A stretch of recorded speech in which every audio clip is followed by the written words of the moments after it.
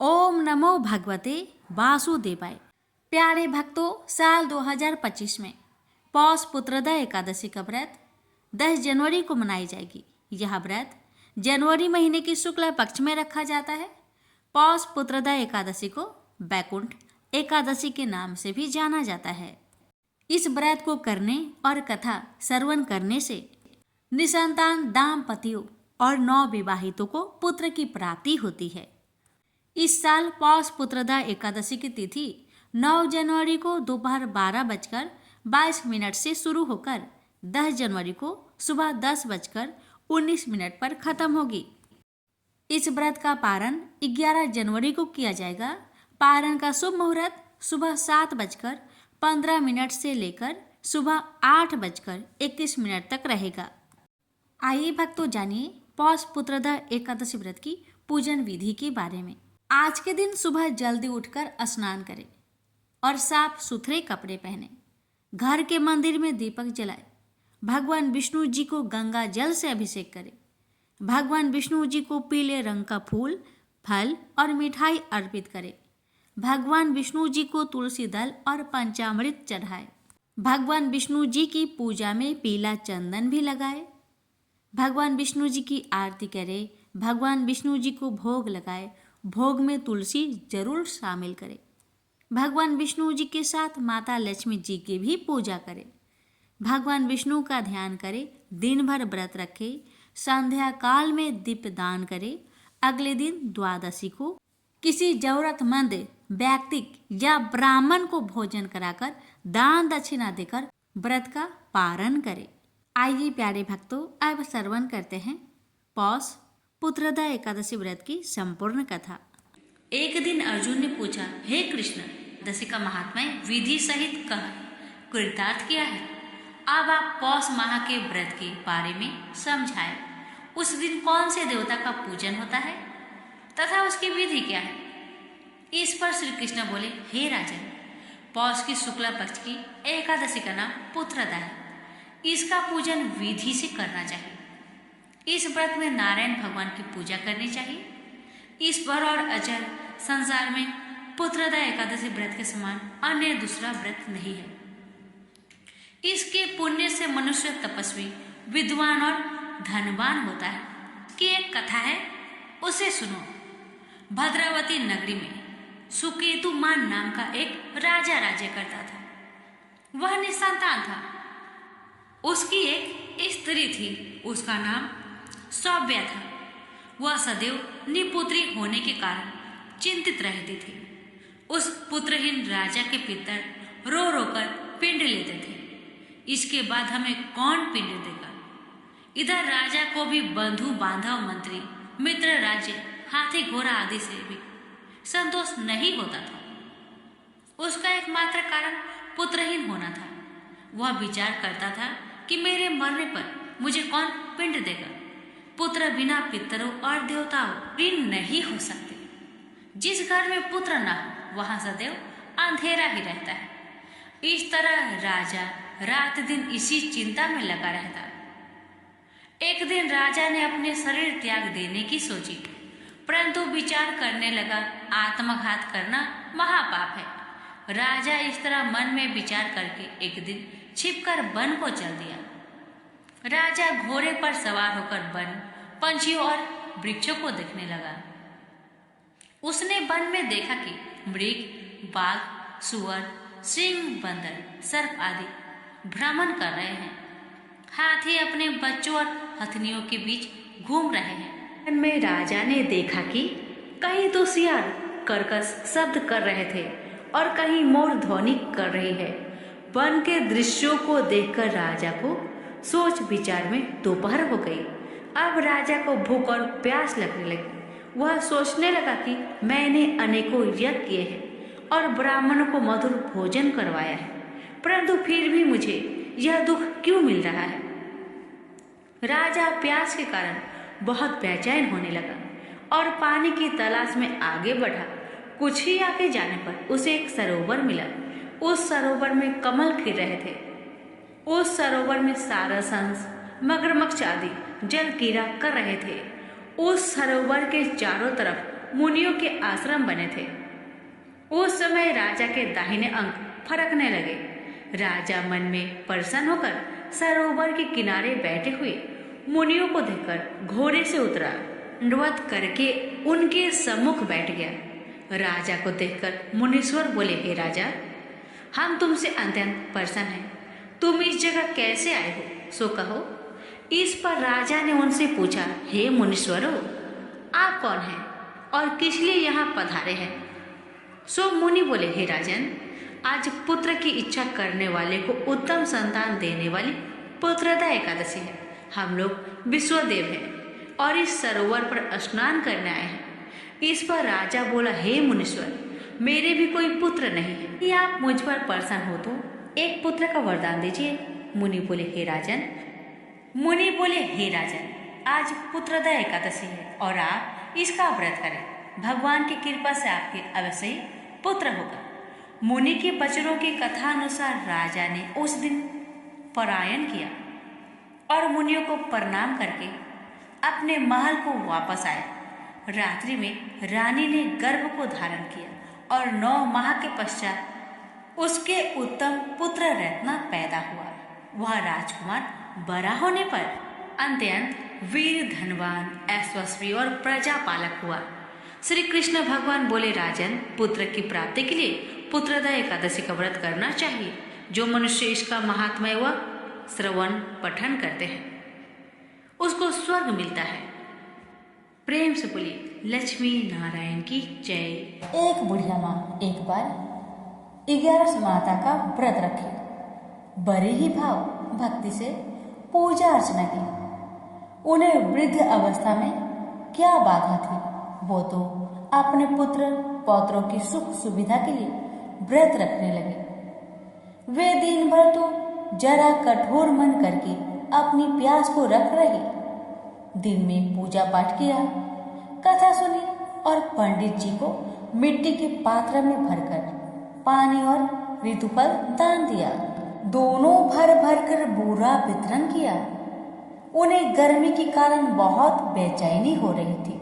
इस कारण से बड़ी देर तक पानी में पड़ी रही और पानी की कुल्ला करती रही, मुंह धोती रही। तब कहीं थोड़ा बहुत धैर्य बंध पाया। धूप तो तेज पड़ रही थी, इस कारण बार बार मुंह सूख रहा था। बूढ़ी माँ बहुत बेचैन हो रही थी।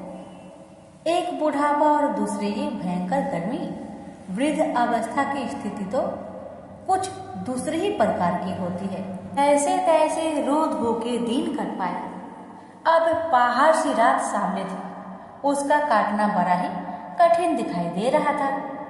खटिया पर पड़े शांति नहीं मिल रही थी। वे बार बार करवट बदल रही थी। अनेक बार वो बाहर जाती और भीतर आती।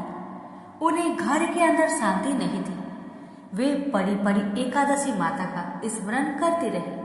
वे कहती रही कि हे माता जी, आप मेरी लाज रखेगा, आप ही मुझे शक्ति दे दीजिएगा जिससे मैं भली भांति आपका व्रत कर सकूं और ये पहाड़ सी रात शांति पूर्वक व्यतीत हो सके। प्यास के कारण बूढ़ी माँ की बेचैनी तो बढ़ ही रही थी। उन्होंने धैर्य रखने का बहुत प्रयास किया, किंतु सहनशीलता की सीमा टूट गई और वे घबराकर एकदम चिल्ला पड़ी। बोली, बचाओ बचाओ बचाओ। अम्मा का चिल्लाना सुनकर परिवार भर के नर नारी, बच्चे और पड़ोसी एकत्रित होकर बूढ़ी अम्मा की खटिया के समीप पहुंच गए। सबने पूछा, अम्मा जी, आपको क्या हो गया? आप क्यों चिल्ला पड़ी है? आप इस वृद्धावस्था में ये कठिन व्रत क्यों कर रही हैं? अम्मा जी ने कहा, शक्ति से ही भक्ति होती है। थोड़ी ही देर में वे फिर से बोली कि अरे, हमारे प्राण तो ही निकल जा रहे हैं। मेरी छाती पर ठंडे पानी का घड़ा रख दीजिए। नातियों ने दादी की छाती पर ठंडे पानी का पात्र रख दिया। तब कहीं उन्हें थोड़ा बहुत आराम मिला और थोड़ी देर के लिए उन्होंने अपनी आंखें बंद कर ली। एकादशी माता ने सोचा कि ये बूढ़ी अम्मा है तो बहुत कठोर, जरा जाकर उसकी परीक्षा लेनी चाहिए। वे आधी रात को मुर्गा बनकर टेर लगाने लगे। मुर्गा की आवाज सुनकर दादी जल्दी से उठी और बाहर जाकर आसमान की ओर देखा, किंतु आसमान में कहीं उन्हें प्रातःकालीन तारा दिखाई नहीं दिया। वे सोचने लगे कि ये मुर्गा क्यों और कैसे बोल गया है। ये तो आधा रात मालूम प्रतीत होता है। उन्हें प्यास तो बहुत लग ही रही थी। थोड़ा बहुत उनका मन भी विचलित होने लगा था, किंतु अंत में उन्होंने दृढ़ निश्चय किया कि मैं अब व्रत को पूर्ण करके ही छोड़ूंगी, चाहे कुछ भी हो जाए, मेरा प्राण ही क्यों ना निकल जाए। ये सोचकर फिर वे खटिया पर सेठी लोगर सो गए। थोड़ी ही देर में एकादशी माता ने उनकी फिर से परीक्षा लेनी चाही। एक छोटी सी बालिका एक गिलास में शरबत लेकर उनके सिरहाने खड़ी हो गई और जोर से बोली, दादी जी सवेरा हो गया, हाथ मुंह धोकर शरबत पी लीजिएगा। पहले तो शरबत का गिलास देखकर उनका मन ललचाने लगा, किंतु अचानक व्रत का स्मरण हुआ और उन्होंने सोचा कि मैं किसी भी प्रकार से अभी शरबत नहीं पी सकती हूँ, और वे शांतिपूर्वक अपनी खटिया पर लेट गए। फिर थोड़ी देर में उन्हें ऐसा लगा कि जैसे किसी ने उन्हें पानी के कुएं में पटक दिया हो। वे बड़ी देर तक उस कुएं में हाथ पांव चलाती रही, किंतु उन्होंने अपने मुख में पानी की एक बूंद भी नहीं जाने दी और वे दृढ़तापूर्वक अपना व्रत पालन करते रहे। थोड़ी ही देर में न जाने कहां से सामने आग जलने लगी, जिससे भारी गर्मी बढ़ने लगी। प्यास के कारण प्राण निकलने लगे, किंतु बूढ़ी अम्मा का कुछ भी नहीं बिगड़ पाया। वे जहां की तहां मुस्कुराती हुई बैठी रही। थोड़ी ही देर में बाहर प्रकाश दिखाई देने लगा। ऐसा लगा कि जैसे सवेरा हुआ है। बूढ़ी अम्मा ने जब बाहर निकलकर देखा तो समझ गई कि अभी सवेरा होने में 3-4 घंटे की देरी है। यह जानकर वे शांतिपूर्वक इधर उधर घूमने फिरने लगी। एकादशी माता ये बात अच्छी तरह से समझ गई कि ये बूढ़ी अम्मा किसी भी प्रकार से अपने व्रत से नहीं टल सकती। वे उनके सत्य व्रत को ही अच्छी तरह से समझ गई। सवेरा होते ही बूढ़ी माँ ने स्नान किया, भगवान का पूजा पाठ किया, एकादशी माता की कथा सुनी, ब्राह्मणों को दक्षिणा देकर भोजन करवाया। तब कहीं बूढ़ी अम्मा ने जल ग्रहण किया। कन्याओं को भोजन कराने के बाद अम्मा ने भोजन किया। उस श्रेष्ठ व्रत के प्रताप से बूढ़ी अम्मा की आयु में वृद्धि हो गई। उनका घर परिवार हरा भरा हो गया। घर में अब उनके कोई भी अभाव नहीं रहा। वे हर तरह के सुख साधनों से संपन्न हो गए। नाती नातिनों से उनका घर भर गया और वे उसी दिन से 12 महीने की एकादशी का व्रत करने लगे। एकादशी माता के व्रत के प्रताप से इस संसार में हर प्रकार के सुख भोग कर अंत में वैकुंठ धाम को चले गए। से बोलिए एकादशी माता की जय। एक राजा थे जिनका नाम था स्पर्श। वो माँ भगवती के बहुत बड़ा भक्त थे। वे दिन रात उनकी पूजा आराधना में लीन रहते थे। राजा को किसी चीज की भी कमी नहीं थी, बस उन्हें बच्चे की ख्वाहिश थी। सालों से बच्चा न होने के कारण राजा कुछ निराश रहा करते थे।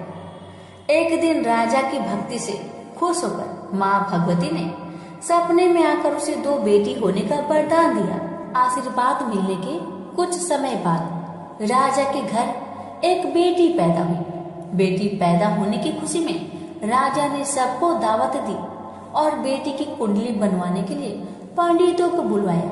सबने राजा से एक ही बात कही कि ये साक्षात देवी का रूप है। जहाँ भी इसके कदम पड़ेंगे वहाँ खुशियाँ ही खुशियाँ होगी। यह भगवती देवी की भक्तन होगी। इतना सब कहकर पंडितों ने लड़के का नाम तारा रख दिया। कुछ समय के बाद मंगलवार के दिन राजा के घर एक और बेटी पैदा हुई। ज्योतिषों ने उसकी भी कुंडली बनवाई और उदास हो गए। राजा ने जब उनसे उदासी का कारण पूछा तो ज्योतिषों ने बताया कि ये लड़की आपके जीवन में खूब सारा दुख लेकर आएगी। राजा ने ज्योतिषों से पूछा कि आखिर मैंने ऐसे कौन से खराब कर्म किए थे इसने मेरे घर जन्म लिया है। ज्योतिषों ने बताया कि आपकी दोनों बेटियां राजा इंद्र की अप्सराएं हुआ करती थी। इनमें से बड़ी बहन का नाम तारा और छोटी बहन का नाम रुकमन था। एक दिन ये दोनों मिलकर धरती की सैर करने के लिए गए। दोनों ने ही वहां पहुंचकर एकादशी के दिन का व्रत रखा।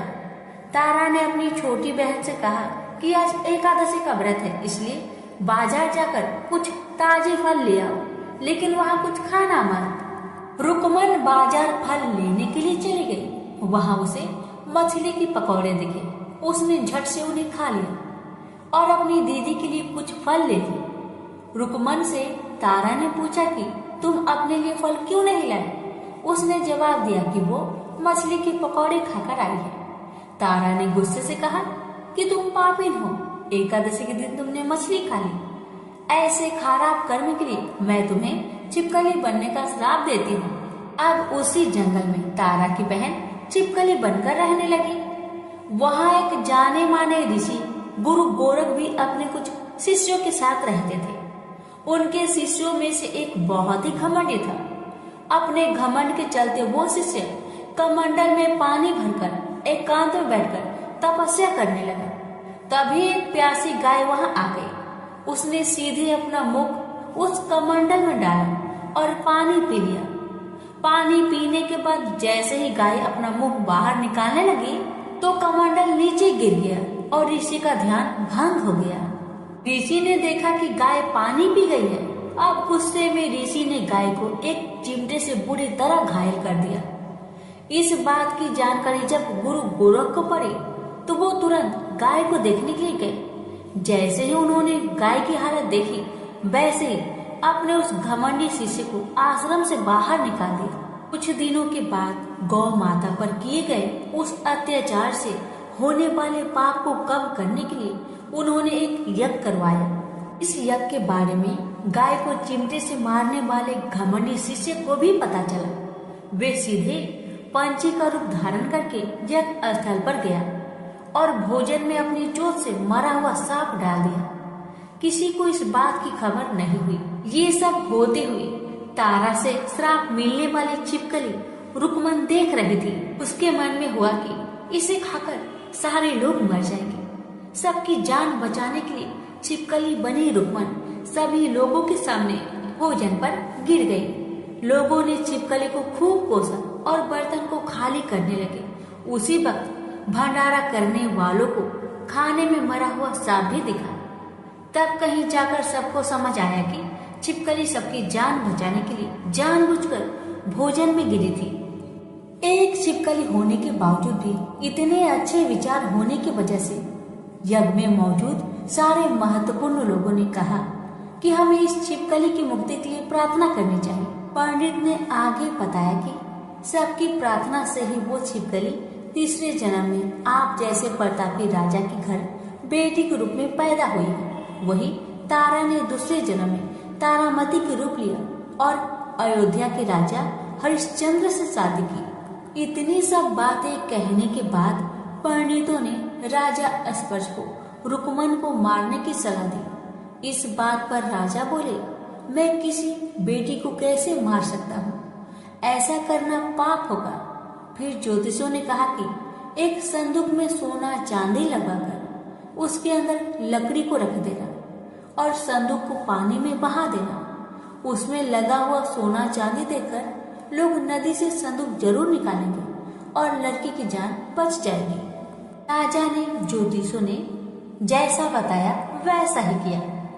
नदी में सोना चांदी जरा हुआ संदूक देखकर काशी के पास ही एक भंगी ने उसे बाहर निकाला। उसके कोई बच्चे नहीं थे, इसलिए उसने संदूक के अंदर की लड़की को पालने का फैसला लिया। उसे भंगी हुआ उसकी पत्नी ने खूब प्यार से पाला और उसका नाम रुक्को रख दिया। बड़ी होते ही दोनों ने रुक्को की शादी करवा दी। रुक्को की सासू माँ तारामती और राजा हरिश्चंद्र के महल में साफ सफाई करने का काम किया करती थी। कुछ दिनों के बाद रुक्को की सासू माँ बीमार हो गई। उनकी जगह रुक्को वहाँ काम करने लगी। तारामती ने उसे देखा और पुराने जन्म के पुण्य के कारण पहचान लिया और उसे कहा कि तुम मेरे साथ बैठ जाओ। रुक्को ने बोला कि मैं तो भंगिन हूँ, इसलिए आपके पास नहीं बैठ सकती। तारामती ने उसे बताया कि तुम पूर्व जन्म में मेरी ही बहन थी, तुमने एकादशी व्रत के दिन मछली खा ली थी और मैंने तुम्हें दंड देते हुए छिपकली बना दिया। अब तुम्हें दोबारा मनुष्य जन्म मिला है तो इस जन्म में माँ वैष्णो की पूजा करके पुण्य कमा लो। माँ की पूजा से तुम्हारी सारी इच्छाएं भी पूरी होगी। तारामती की इस बात को सुनने के बाद रुक्को माँ वैष्णो से एक बेटे के लिए प्रार्थना करती थी और कहती थी कि अगर उसकी मनोकामना पूरी हो गई तो वो अपने घर में माँ वैष्णो देवी की पूजन और जागरण करवाएगी। माँ वैष्णो देवी उसकी प्रार्थना सुन लेती है और उसे बेटा होता है। पुत्र की प्राप्ति के बाद रुक्को उसकी देखभाल और लाड़ दुलार में माँ वैष्णो देवी की पूजा करना भूल जाती है। ऐसा होते होते 5 साल बीत गए और फिर एक दिन उस बच्चे को चेचक यानी माता निकल आती है। बच्चे की ऐसी स्थिति देखकर परेशान रुक्को अपने पिछले जन्म की बहन तारामती के घर जाकर उन्हें इस समस्या के बारे में बताती है। तब तारामती ने पूछा कि तुमने माँ वैष्णो देवी का पूजा अर्चना में कोई गलती तो नहीं की? फिर रुक्को को याद आता है कि उसने माँ वैष्णो देवी का जागरण कराने का प्रण लिया था। ये बात याद आते ही रुक्को को काफी पछतावा हुआ और मन में माँ से कहा कि बच्चे के ठीक होते ही वो अपने घर में जागरण करवाएगी। अगले ही दिन उसका बेटा पूरी तरह ठीक हो जाता है। तभी रुक्को ने माता रानी के मंदिर जाकर पुजारियों से कहा कि मंगलवार के दिन घर में जागरण करवा दीजिए। रुक्को की बात सुनकर पंडित कहते हैं कि तुम यही 5 रुपए दे दो, तुम्हारे लिए हम मंदिर में ही जागरण करा देते हैं। रुक्को कहती है मुझे पता है कि मैं चमारिन हूँ, लेकिन आप मेरे घर आकर ही जागरण करवा दीजिए। माँ किसी तरह का भेदभाव नहीं करती, तो आपको भी नहीं करना चाहिए। इस पर पंडितों ने विचार विमर्श करके कहा कि अगर रानी आपके जागरण में आती है तो हम तुम्हारे घर आकर जागरण करने के लिए तैयार हैं। पंडितों की बातें सुनकर रुक्को अपनी बहन रानी तारामती के पास जाती है और तारामती को सारी बात बताती है। रुक्को की बातें सुनकर तारामती जागरण में जाने के लिए तैयार हो जाती है। इस बात को बताने के लिए रुक्को जब पंडित जी के पास जाती है तब उनके बीच की बातों को सेन नामक नाई सुन लेता है।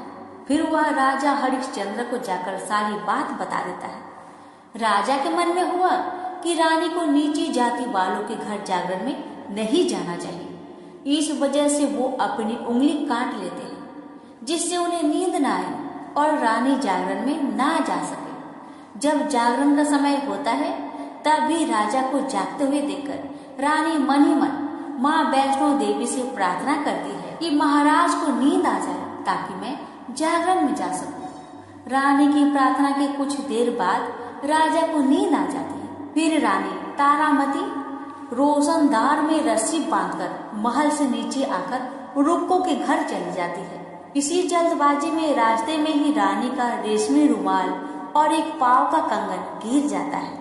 इधर कुछ वक्त बाद राजा हरिश्चंद्र की नींद टूट जाती है। नींद खुलने पर रानी को अपने पास न देखकर राजा उसकी तलाश में निकल जाते हैं। रानी को ढूंढते ढूंढते उन्हें रानी का रुमाल और कंगन मिलता है। रानी की चीजों को अपने साथ लेकर राजा जागरण स्थल पर पहुंचते हैं और एक जगह चुपचाप बैठकर जागरण सुनने लगते हैं। माँ वैष्णो देवी के जय जयकारे के साथ जागरण खत्म होता है और सभी को प्रसाद दिया जाता है। तब रानी अपने हिस्से के प्रसाद को झोली में डाल लेती है। रानी के ऐसा करने पर लोग उनसे पूछते हैं कि वो प्रसाद क्यों नहीं खा रही है। अगर आप प्रसाद का सेवन नहीं करती तो जागरण में आए लोग भी प्रसाद नहीं खाएंगे। तब रानी बोलती है कि वह प्रसाद राजा के लिए था, अब आप मुझे प्रसाद दीजिए। फिर अपने लिए प्रसाद लेकर रानी सबके सामने उसे खा लेती है। रानी के प्रसाद खाते ही जागरण में मौजूद सभी भक्तों ने प्रसाद को खाया। उसके बाद रानी महल के लिए निकल जाती है। तभी रास्ते में ही राजा उन्हें रोककर पूछते हैं, तुमने नीच जाति के घर की प्रसाद खाकर खुद को अपवित्र कर लिया है। तुमने मेरे लिए भी प्रसाद रखा है, अब तुम उससे मुझे भी अपवित्र करना चाहती हो। अब मैं तुम्हें कतई अपना महल नहीं ले जा सकता।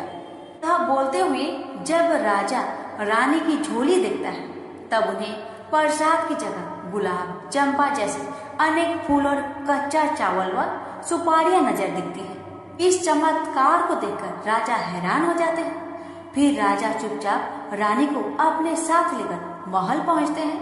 महारानी बिना माचिस के ही माता रानी के सामने दीप जलाकर राजा हरिश्चंद्र को और हैरान कर देती है। फिर रानी बोलती है कि माता के दर्शन करने के लिए बहुत बड़ा त्याग करना पड़ता है। इसके लिए आपको अपने बेटे रोहितास की बलि देनी होगी, तभी माँ दुर्गा आपको साक्षात दर्शन देगी। यह सुनकर राजा के मन में माँ के दर्शन की इच्छा होने लगी, जिसके लिए राजा अपने पुत्र की बलि देते हैं। बलि देने के बाद माँ दुर्गा शेर पर सवार होकर प्रकट हो जाती है। उन्हें देखकर राजा हरिश्चंद्र काफी खुश हो गए और माँ दुर्गा ने तुरंत राजा के बेटे को दोबारा जिंदा कर दिया। इस चमत्कार को देखकर राजा हरिश्चंद्र खुश हो गए। तभी राजा ने माँ की पूरी विधि विधान से पूजा करके उनसे गलतियों की माफी मांगी। माँ दुर्गा ने भी राजा को खुश रहने का आशीर्वाद दिया और अंतर्ध्यान हो गए। अब राजा ने तारा रानी से कहा कि मैं बहुत खुश हूँ कि मुझे पत्नी के रूप में आप मिली हैं।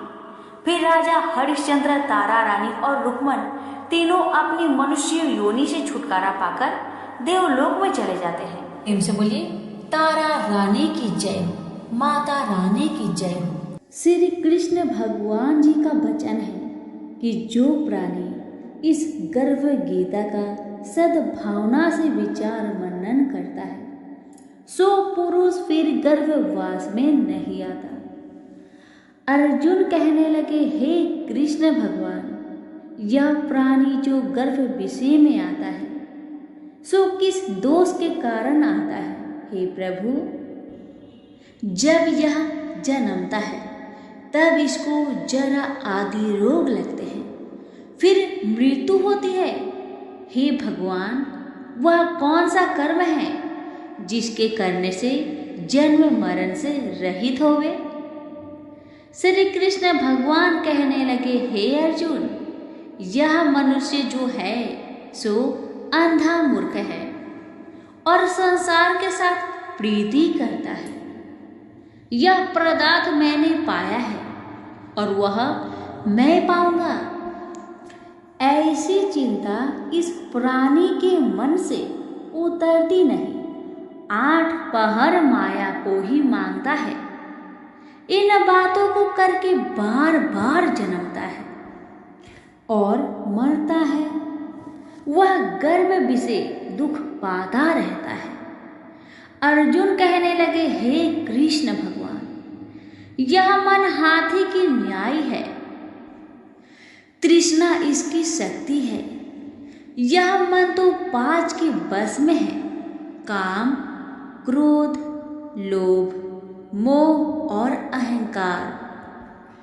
इन 5 में अहंकार बहुत बली है। ये कौन सा यत्न है जिससे मन बस में होए? वैसा ही मन रूपी हाथी को बस में करने के लिए ज्ञान रूपी अंकुश है। अहंकार करने से यह जीव नरक में पड़ता है। अर्जुन कहने लगे, हे भगवान, जो एक तुम्हारे नाम के लिए वन खंड में फिरते हैं, एक वैरागी हुए हैं, एक धर्म करते हैं, इनको कैसे जाने? जो वैष्णव है वे कौन है? श्री कृष्ण भगवान कहने लगे, हे अर्जुन, मेरे ही नाम के लिए वनों में फिरते हैं, वह सन्यासी कहते हैं। एक सिर पर जटा बांधते हैं, एक अंग पर भस्म लगाते हैं। उनमें हम नहीं है, क्योंकि इनमें अहंकार है। इससे मेरा दर्शन दुर्लभ है। अर्जुन कहने लगे, हे भगवान, वह कौन सा पाप है जिससे स्त्री की मृत्यु हो जाती है? वह कौन सा पाप है जिससे पुत्र मर जाता है? और नपुंसक कौन से पाप से होते हैं? श्री भगवान कहने लगे, हे अर्जुन, जो किसी से कर्जा लेता है और देता नहीं, इस पाप से औरत मरती है और जो किसी की अमानत रखी हुई बचा लेता है उसके पुत्र मर जाते हैं। जो किसी का कार्य किसी के गोचर आए पड़े और वह जबानी कहे कि मैं तेरा कार्य सबसे पहले कर दूंगा और जब समय आए तक उसका कार्य ना करे, इस पाप से नपुंसक हो जाता है। ये बड़े पाप है। अर्जुन कहने लगे, हे भगवान, कौन पाप से मनुष्य सदैव रोगी रहता है? किस पाप से गधे का जन्म पाता है, स्त्री का जन्म पाता है तथा टट्टू का जन्म क्यों कर पाता है और बिल्ली का जन्म किस पाप से होता है? श्री भगवान कहने लगे, हे अर्जुन, जो भी मनुष्य कन्यादान करते हैं और इस दान में मूल्य लेते हैं वे दोषी है। वे मनुष्य सदा रोगी रहते हैं। जो विषय विकार के वास्ते मदिरा पान करते हैं वे टट्टू का जन्म पाते हैं और जो झूठी गवाही भरते हैं वह औरत का जन्म पाता है। जो रसोई बना के पहले आप भोजन कर लेती है और पीछे परमेश्वर को अर्पण करती है तो वे बिल्ली का जन्म पाती है। और जो मनुष्य अपनी झूठी वस्तु दान करते हैं औरत का जन्म पाते हैं, वह गुलाम औरतें होती है। अर्जुन कहने लगे, हे भगवान, कई मनुष्यों को आपने स्वर्ण दिया है सो उन्होंने कौन सा पुण्य किया है, और कई मनुष्यों को आपने हाथी घोड़ा रथ दिए हैं, उन्होंने कौन सा पुण्य किया है? श्री भगवान कहने लगे, हे अर्जुन, जिन्होंने स्वर्ण दान किया है उनको हाथी घोड़े वाहन मिलते हैं। जो परमेश्वर के निमित्त कन्यादान करते हैं सो पुरुष का जन्म पाते हैं। अर्जुन कहने लगे, भगवान, जिन पुरुषों के अंदर विचित्र शरीर है उन्होंने कौन सा पुण्य किया है? किसी दो के घर संपत्ति है, कोई विद्वान है, उन्होंने कौन सा पुण्य किया है? श्री भगवान कहने लगे, हे अर्जुन, जिन्होंने अन्न का दान किया है उनका सुंदर स्वरूप है। जिन्होंने विद्या दान किया है वह विद्यावान होते हैं। जिन्होंने संतों की सेवा की है वह पुत्रवान होते हैं। अर्जुन कहने लगे, हे भगवान, किसी को धन से प्रीति है, कोई को स्त्रियों से प्रीति करते हैं, इसका क्या कारण है? समझाकर कहिए। श्री कृष्ण भगवान कहने लगे, हे अर्जुन, धन और स्त्री सब नाश रूप है, मेरी भक्ति का नाश नहीं है। अर्जुन कहने लगे, भगवान, यह राजपाट किस धर्म के करने से मिलता है? विद्या कौन से धर्म करने से मिलती है? श्री कृष्ण भगवान कहने लगे, हे अर्जुन, जो प्राणी काशी जी में निष्काम भक्ति से तप करते हुए देह त्यागते हैं वह राजा होते हैं, और जो गुरु की सेवा करते हैं सो विद्वान होते हैं। अर्जुन कहने लगे, हे भगवान, किसी को धन अचानक बिना किसी परिश्रम से ही मिलता है, सो उन्होंने कौन सा पुण्य किया है? श्री कृष्ण भगवान कहने लगे, अर्जुन, जिन्होंने गुप्त दान किया है उनको धन अचानक मिलता है। जिसने परमेश्वर निमित्त पराया कार्य संवारा है वह मनुष्य रोग से रहित होते हैं। अर्जुन कहने लगे, हे भगवान, कौन से पाप से अमली होते हैं और कौन पाप से गूंगे होते हैं और कौन पाप से कुष्ठी होती है? श्री कृष्ण भगवान कहने लगे, हे अर्जुन, जो आदमी नीच कुल की स्त्री से गमन करते हैं सो अमली होते हैं। जो गुरु से विद्या पढ़कर मुकर जाते हैं सो गूंगे होते हैं। जिन्होंने गोघात किया है वे कुष्ठी होते हैं। अर्जुन कहने लगे, हे भगवान, जिस किसी पुरुष के देह में रक्त का विकार होता है वह किस पाप से होता है? और कोई दरिद्र होते हैं, किसी को खरक वायु होती है, और कोई अंधे होते हैं, तो कोई पंगुल होते हैं, सो कौन से पाप से रहित होते हैं, और कई स्त्रियां बाल विधवा होती है, तो यह किस पाप से होती है? श्री कृष्ण भगवान कहने लगे, हे अर्जुन, जो सदा क्रोधवान रहते हैं उन्हें रक्त विकार होता है, जो मलिन रहते हैं वह सदा दरिद्र होते हैं, जो कुकर्मी ब्राह्मण को दान देते हैं उनके खरक वायु होते हैं, जो पराई स्त्री को निर्वस्त्र देखते हैं, गुरु की पत्नी को दृष्टि करते हैं, सो अंधे होते हैं, जिसने गुरु और ब्राह्मण को लात मारी है सो लंगड़ा व पंगुला होता है। जो औरत अपने पति को छोड़कर पराये पुरुषों से संग करती है सो वह बाल विधवा होती है। अर्जुन कहने लगे, हे भगवान, आप पर ब्रह्मा हो, आपको नमस्कार है। आगे मैं आपको संबंधी जानता था, परंतु अब मैं ईश्वर रूप जानता हूँ।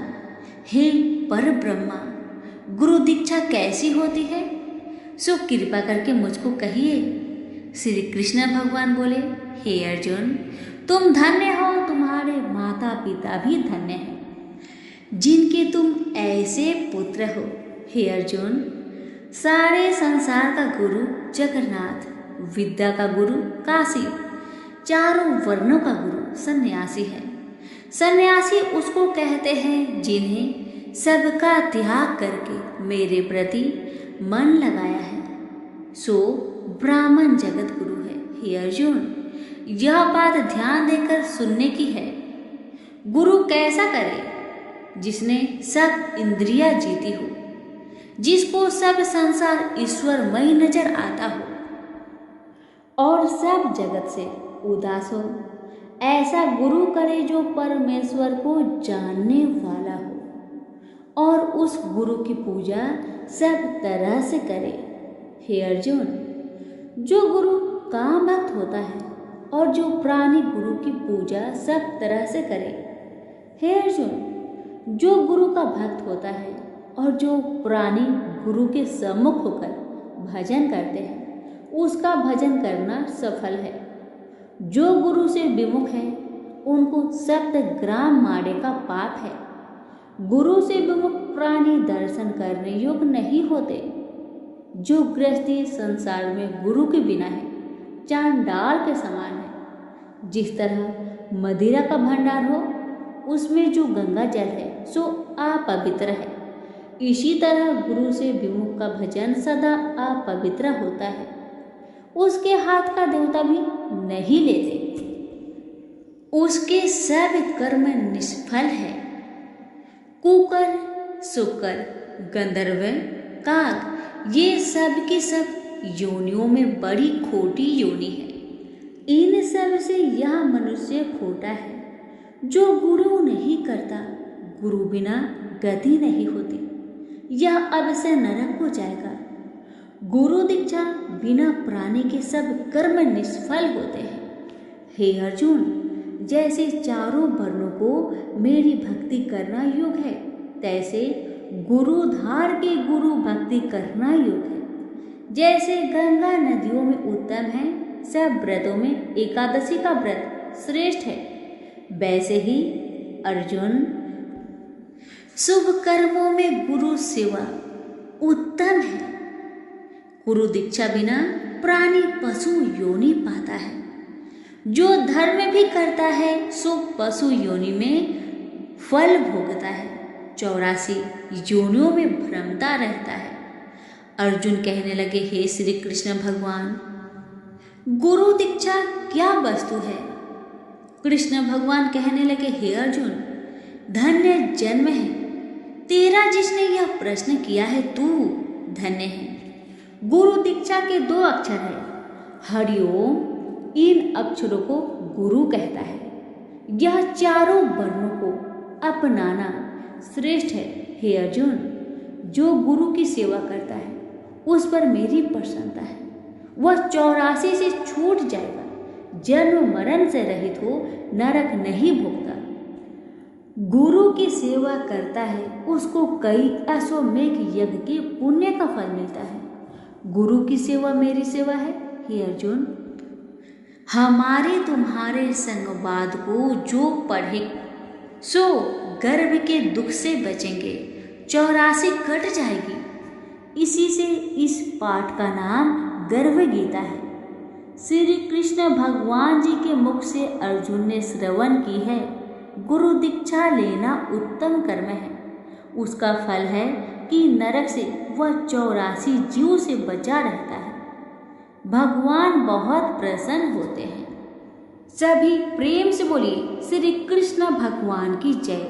कि एक बार भगवान विष्णु बैकुंठ लोक लक्ष्मी जी के साथ विराजमान थे। उसी समय उच्च श्रवा नामक अश्व पर सवार होकर रेवंत का आगमन हुआ। उच्च श्रवा अश्व सभी लक्षणों से युक्त, देखने में अत्यंत सुंदर था। उसकी सुंदरता की तुलना किसी अन्य अश्व से नहीं किया जा सकता। अतः लक्ष्मी जी उस अश्व के सौंदर्य को एकटक देखती रह गई। जब भगवान विष्णु ने लक्ष्मी जी को मंत्र मुक्त होकर अश्व को देखते हुए पाया तो उन्होंने उनका ध्यान अश्व की ओर से हटाना चाहा, लेकिन लक्ष्मी जी देखने में तल्लीन रही। भगवान विष्णु द्वारा बार बार झांक झोड़ने पर भी जब उनकी तंद्रा भंग न हुई तब इसे अपनी अवहेलना समझकर भगवान विष्णु को क्रोध आ गया और उन्होंने गुस्से में आकर लक्ष्मी जी को श्राप देते हुए कहा कि तुम इस समय अश्व के सौंदर्य में इतनी खोई हुई हो कि मेरे द्वारा बार बार झकझोर करने पर भी तुम्हारा ध्यान इसी में लगा रहा। अब तुम अश्वी हो जाओ।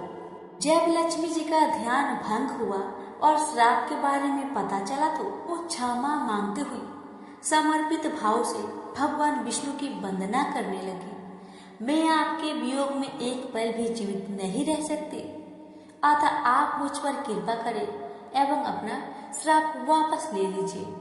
तब विष्णु जी ने अपने श्राप में सुधार करते हुए कहा, श्राप तो पूरी तरह वापस नहीं लिया जा सकता, लेकिन हाँ, तुम्हारे अश्वी रूप में पुत्र प्रसव के बाद तुम्हें इस योनि से मुक्ति मिलेगी और तुम पुनः मेरे पास वापस लौटोगी।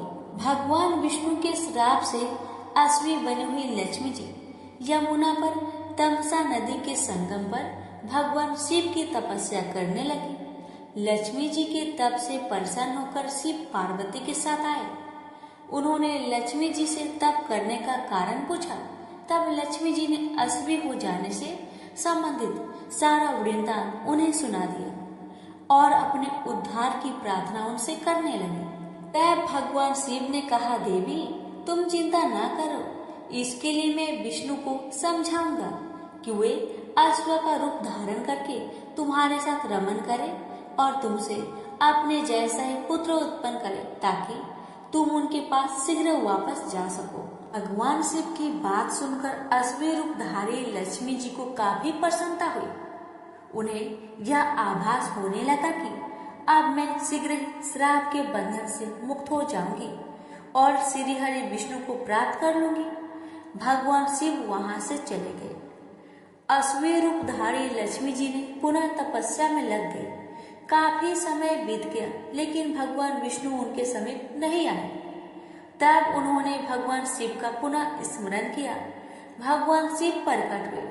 उन्होंने लक्ष्मी जी को संतुष्ट करते हुए कहा, देवी धैर्य धारण करो, धैर्य का फल मीठा होता है। विष्णु अश्वरूप में तुम्हारे समीप अवश्य आएंगे।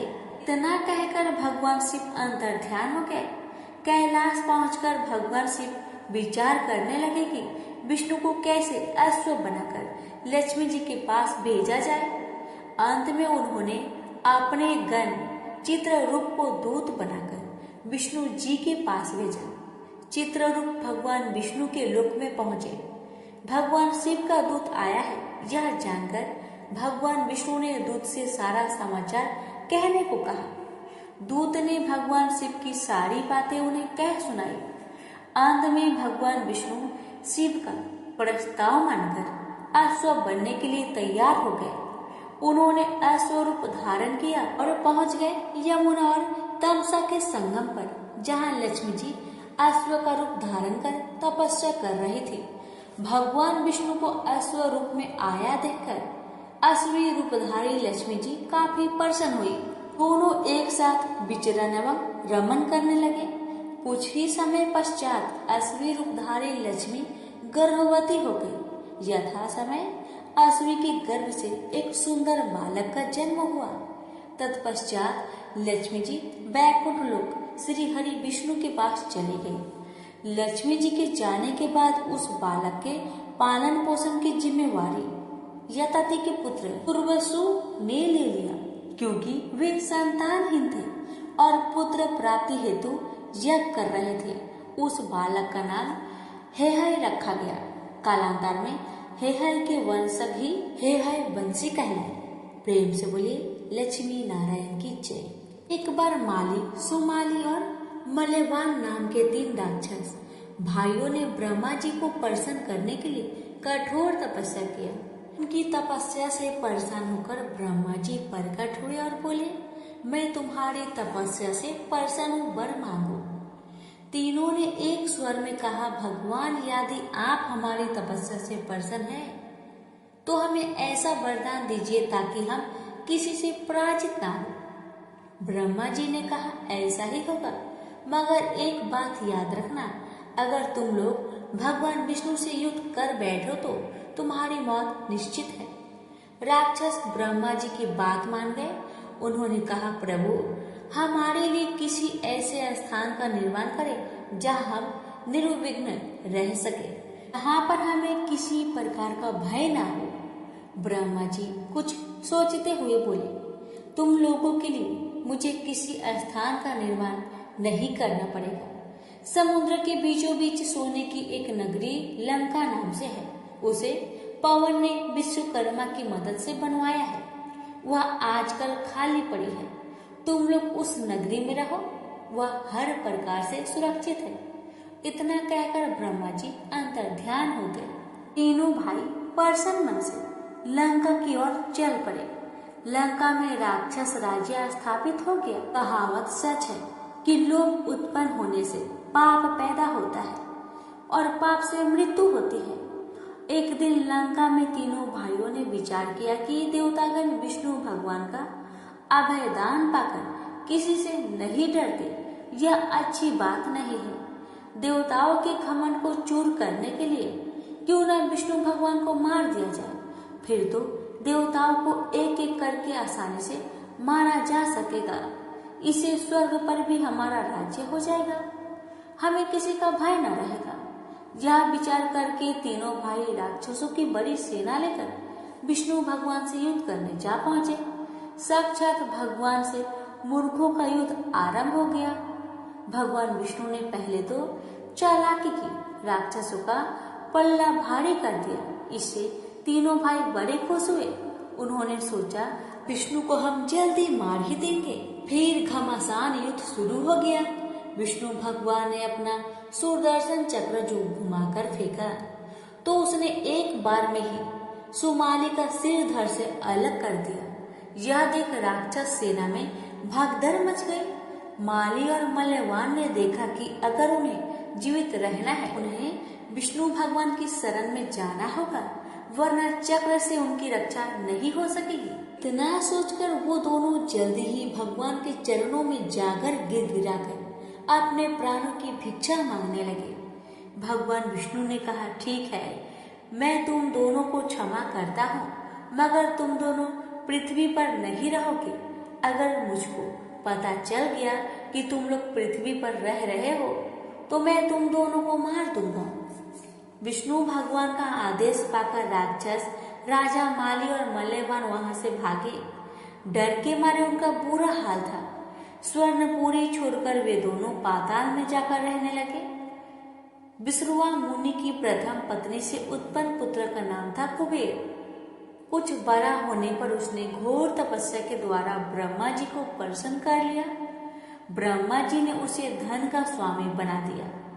अब देवता भी उसकी समस्या से खुश थे। अतः उन्होंने कुबेर को उपहार दिया।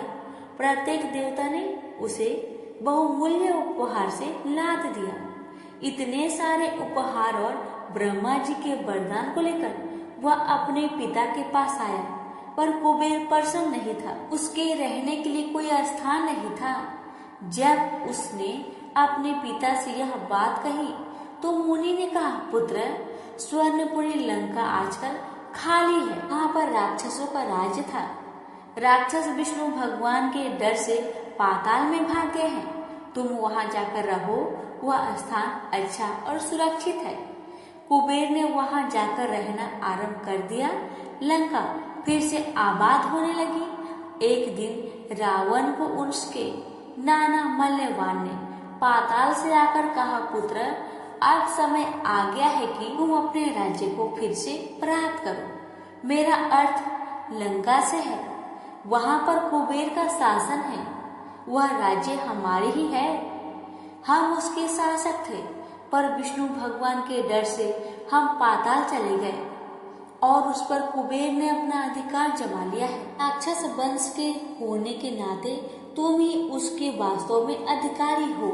रावण ने कहा, नाना जी, आप यह क्या कह रहे हैं? कुबेर तो मेरा बड़ा भाई है। उसको हटाकर मैं वहाँ का राजा कैसे हो सकता हूँ? यह नहीं होगा। यह सुनकर मल्लवान मुस्कुराया, फिर बोला, संसार में कौन ऐसा है जो भाई के सुख से सुखी हुआ है? नाग का भाई गरुड़ है, पर वह नाग का जानी दुश्मन है। नाग को देखते ही वह खा जाता है। वह जो अमरावती का इंद्र है, वह भी अपने भाई को मारकर वहाँ का राजा होकर सुख भोग रहा है। और भी बहुत से ऐसे उदाहरण हैं जहाँ आश्रम में रहकर कष्टमय जीवन व्यतीत करने से क्या फायदा। अब अपनी चीज है तो उसका उपयोग क्यों नहीं किया जाए? यह कहकर मल्लवान पाताल चला गया। रावण के दिमाग में बात घूमने लगी। नाना जी ठीक ठीक कह रहे हैं, उसे लंका का अधिकारी होना चाहिए। उसने तुरंत एक दूत को लंका रवाना करके अपनी बात को कहला भेजी। कुबेर उसके प्रस्ताव को सुनकर डर गया। वह भागा भागा अपने पिता के पास आया। सारी बात सुनने के पश्चात मुनि बोले, बेटा, झगड़ा करने से कोई फायदा नहीं। रावण बड़ा हठी और दुर्बुद्धि स्वभाव का लड़का है। एक बार उसके दिमाग में कोई बात घूम जाती है तो वह उसे पूरा ही करके छोड़ता है। अच्छा, यह होगा कि तुम लंका छोड़ दो, उसी में तुम्हारी भलाई है। दुष्ट से झगड़ा करने से कोई लाभ नहीं है। कुबेर ने लंका छोड़ दी। रावण यह जानकर बड़ा प्रसन्न हुआ। लंका में फिर से राक्षस राज्य स्थापित हो गया। प्रेम से बोले, विष्णु भगवान की जय।